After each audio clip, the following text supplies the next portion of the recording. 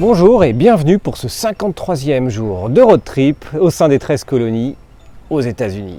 Et oui, on a un port derrière nous, mais il nous avait pas dit hier, David, qu'en fait il était à Salem. Bah oui, on est à Salem, dans la fameuse ville connue principalement pour le fameux procès des sorcières en 1692. Mais c'est presque un épiphénomène dans l'histoire de Salem, car Salem a été avant tout un énorme port maritime, l'une des 7 plus importantes villes des États-Unis en termes de trafic, d'importance, de richesse, avec des grands voyages internationaux, ce qui fait que c'était une ville très riche. On vous emmène donc aujourd'hui avec nous, tout d'abord en utilisant un trolley historique, un trolley qui a l'avantage d'avoir une visite guidée, et ça il faut vraiment le faire, surtout à Salem, il y a tellement de points entre les maisons historiques, entre les musées, entre les différentes statues, entre tous les points à voir, c'est vraiment le meilleur moyen de commencer la journée, y compris pour aller jusqu'à une des îles où il y a des petites plages, et une plage au nom de Hawaï. Et après, on va vous emmener dans les différents musées, dont le fameux musée des sorcières qui va vous expliquer vraiment l'histoire de la sorcellerie et du fameux procès de 1692.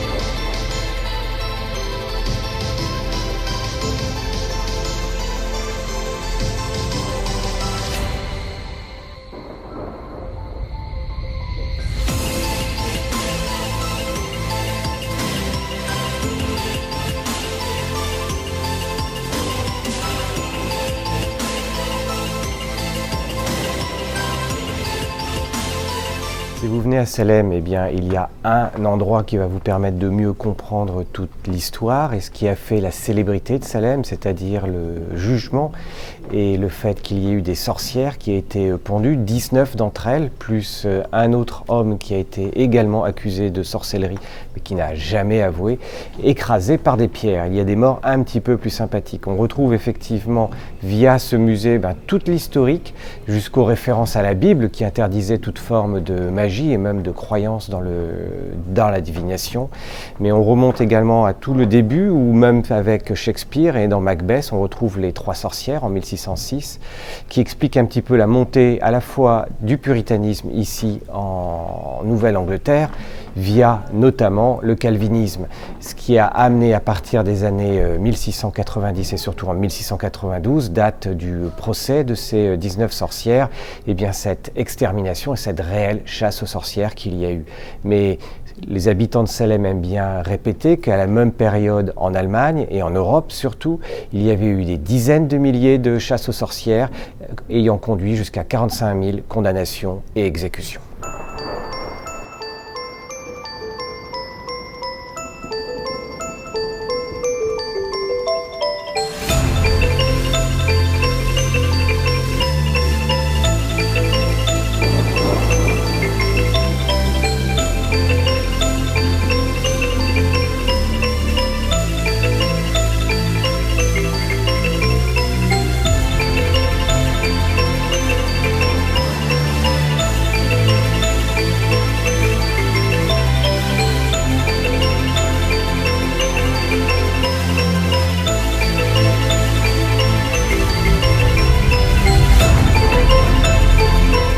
ailleurs qu'à Salem pourrait-on voir une sorcière, et notamment ma sorcière bien-aimée, dont la traduction n'était vraiment pas excellente parce que c'était Bewitched en américain, et avec Elizabeth Montgomery qui jouait le rôle de Samantha Stevens, bien sûr, dans la série bien connue dans les années 60 et que l'on a largement vue en France.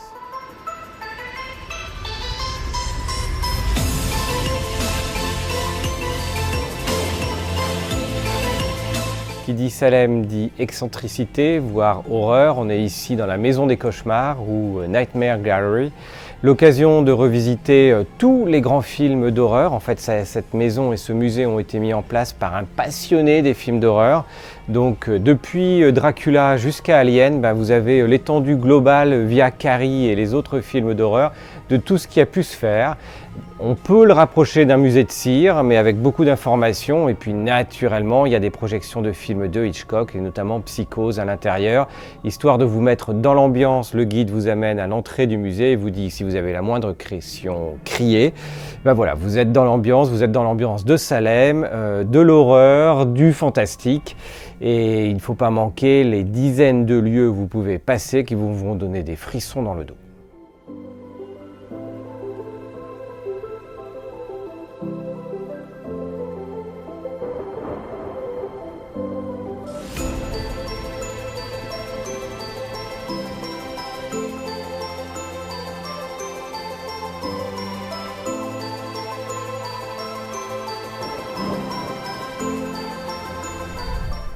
Qui était riche dans les années 1600? Eh bien, les capitaines. Pourquoi? Parce qu'on est à Salem, on est dans un port maritime particulièrement important, et un port notamment qui négocie avec l'ensemble du monde entier. Donc ici, on avait des caporniers, des gens qui allaient jusqu'en Asie pour le négoce des épices. Une richesse qui s'est manifestée assez rapidement avec des capitaines comme John Turner qui a érigé cette mansion, l'un des manoirs les plus importants et les plus riches de l'époque dans cette ville de Salem, et une maison qui s'est encore agrandie et enrichie au cours des successions et des héritages suivants. Mais surtout, ce qui fait que cette maison est aujourd'hui historique, non seulement parce qu'elle a été achetée par une personne qui après l'a léguée elle-même et qui l'a permis de la transformer en musée, c'est que cette maison a inspiré un auteur américain célèbre, Nathaniel Hawthorne, qui a en fait écrit ce qui est considéré comme le premier gros roman américain, et en inventant toute une histoire à partir de ce roman et notamment des petites pièces cachées. Et du coup, cette maison s'est transformée en intégrant dans le futur ces petites maisons et ces passages secrets dans cette maison, et tout en étant devenu complètement un musée. Donc on retrouve à la fois l'histoire de cette maison depuis 1668, qui est sa date de création, jusqu'au passage du roman, avec une reconstitution autour, avec des maisons qui sont encore plus anciennes, puisqu'on remonte avec la maison de Becket en 1655. L'une des raisons pour lesquelles il faut la visiter, est tout simplement parce qu'ils ont tout remis en place à l'intérieur, avec les meubles, l'histoire, la vie de la maison, et qu'il y a des tours avec des guides, naturellement en anglais, mais également en français, et il faut le noter car c'est loin d'être le cas partout.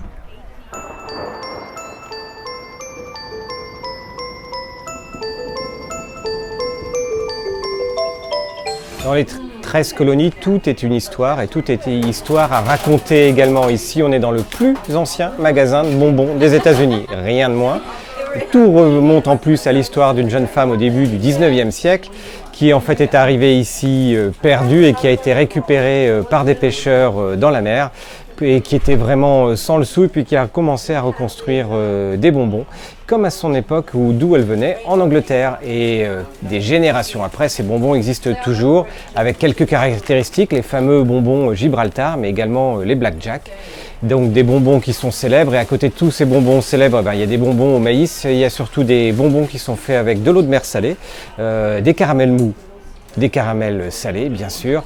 Bref, une boutique incontournable à Salem, surtout dans un décor de sorcière. Et il faut savoir qu'à l'approche d'Halloween, c'est-à-dire dans à peine 2 mois, la file fait, paraît-il, d'après plus que la légende, 1 kilomètre de long, parce que tout le monde vient ici acheter les bonbons spéciaux Halloween.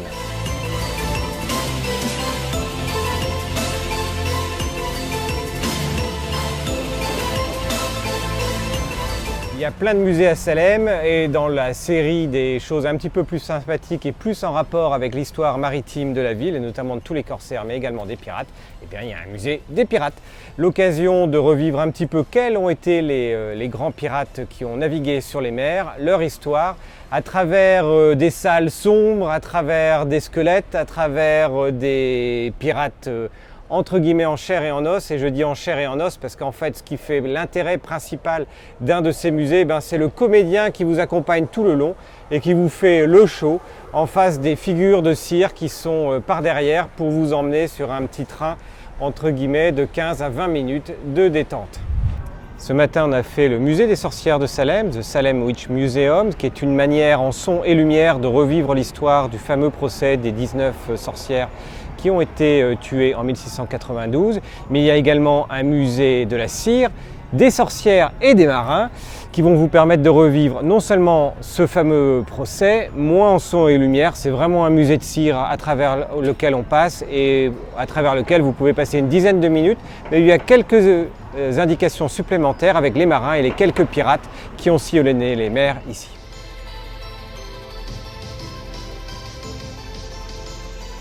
Dans la série des attractions et des animations de Salem, vous avez le village des sorcières de Salem qui vont vous permettre de revenir à travers un tour guidé sur les mythes et légendes concernant les sorcières, depuis les chats noirs jusqu'au fait de voler avec un balai. Et bref, revenir sur l'histoire, naturellement encore une fois sur l'histoire des sorcières de Salem, spécifiquement ce qui s'est passé, mais également plus globalement toute l'histoire des sorcières.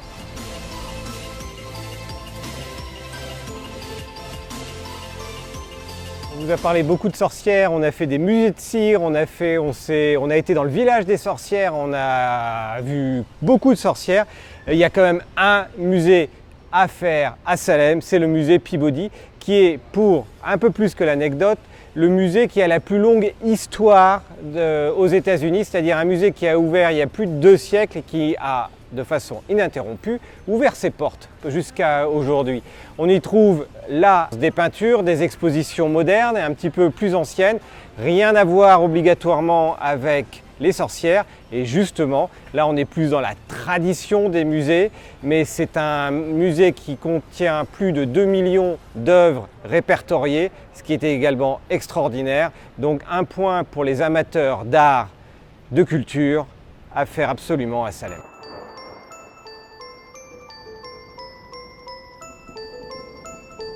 On était passé devant cette boutique hier soir. La magie des choses et le cercle magique vient de se refermer aujourd'hui puisqu'on repasse devant ce soir. Et qu'est-ce qu'il y a dans une boutique magique? Eh bien des baguettes magiques tout simplement, puisqu'on est ici non pas chez un luthier qui fabrique des instruments de musique, mais on est chez un fabricant de baguettes magiques depuis 5 ans. Il a commencé tout petit et maintenant il utilise plein de bois différents et il a 7 magiciens qui construisent des baguettes magiques. Donc une petite mine dans cette ville de Salem pour aller sur les traces de Harry Potter.